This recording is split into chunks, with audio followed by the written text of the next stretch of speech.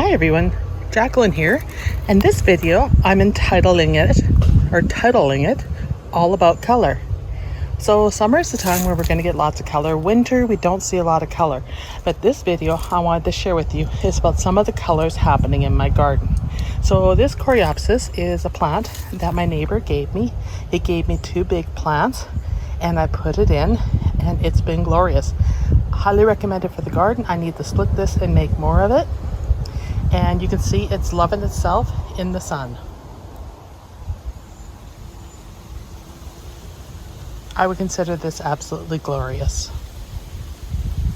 Another flower that's a staple in the garden in the summer that's always worth the wait are the lilies, in particular the Oriental Lilies, because of the fragrance. You can see this one is beautiful. And there's only one on this stem, so it'll be gone soon. The other stem only had one and it's finished. But look at the color, you guys. Let's get in there and have a good look. If you want to take this in the house, pick off these stamens here to take it in, otherwise they'll stain your furniture and clothes. Another staple in the garden that provides lots of color is tomatoes. It's not a flower, but there's a big debate. Is it a fruit or is it a vegetable?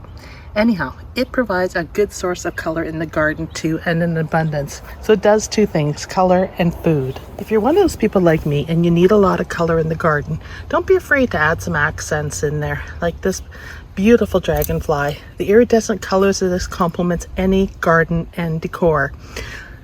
These are just glorious. I got these actually at Canadian Tire.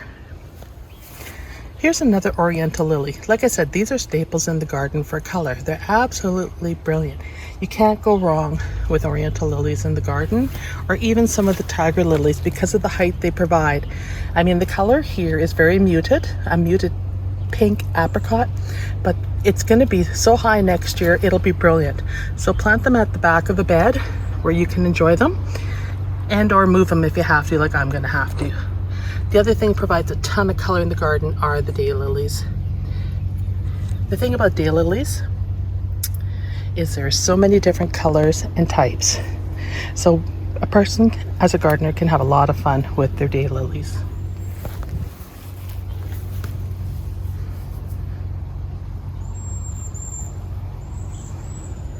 The other thing that's a good source of color besides the salvias and stuff is the annuals. Aren't they beautiful? Impatiens are stunning. I would show you my salvias, but they're finished right now and have to be cut back. But they are a great source of color too for pollinators. And here's another daylily, although a bit more insignificant.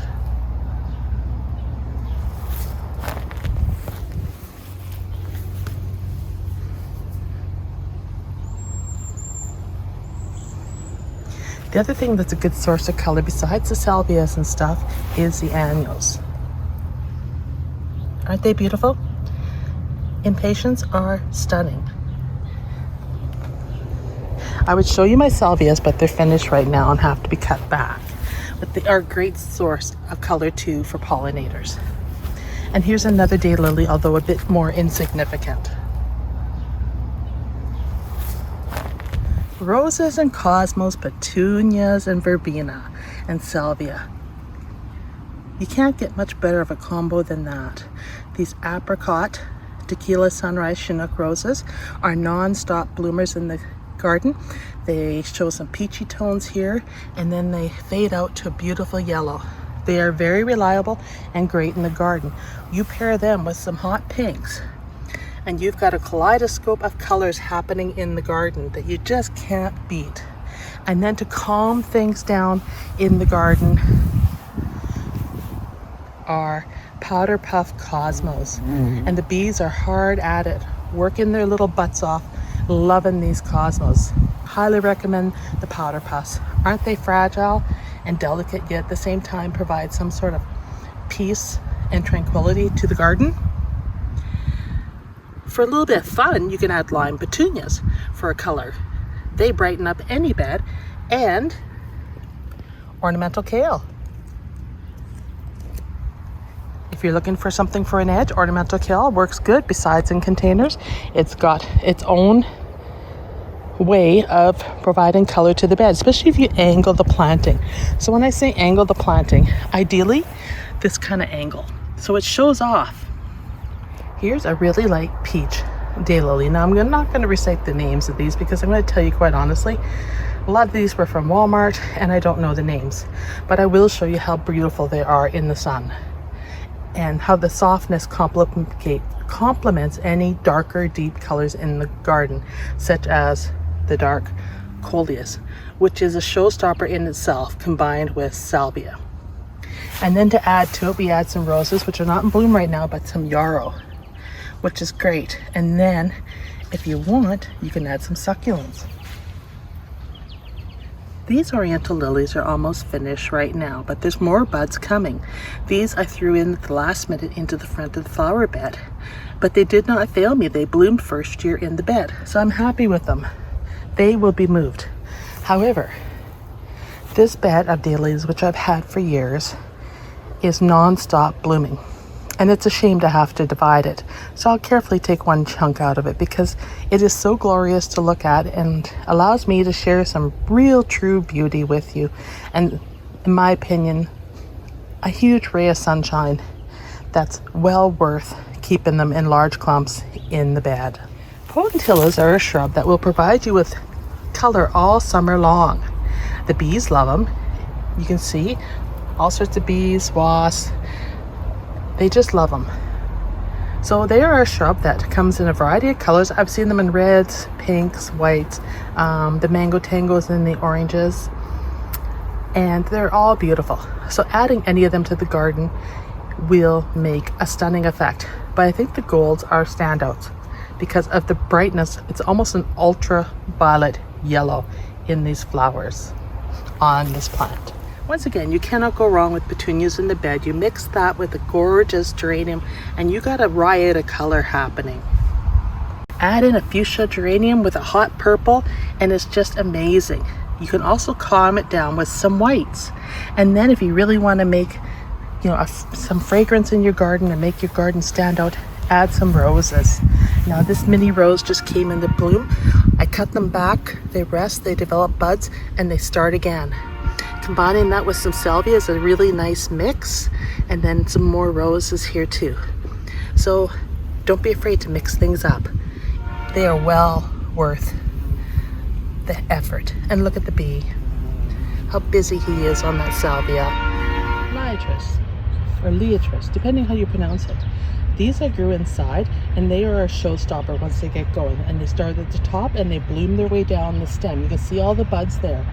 Great contrast. I have it sitting there with a panicle hydrangea in the background, which will grow and take the lead in here, but it'll soften the color scheme in this bed. The next plant I want to move to and share with you is this phlox. And I'm going to try to get out of the shadow here. What a showstopper of a color.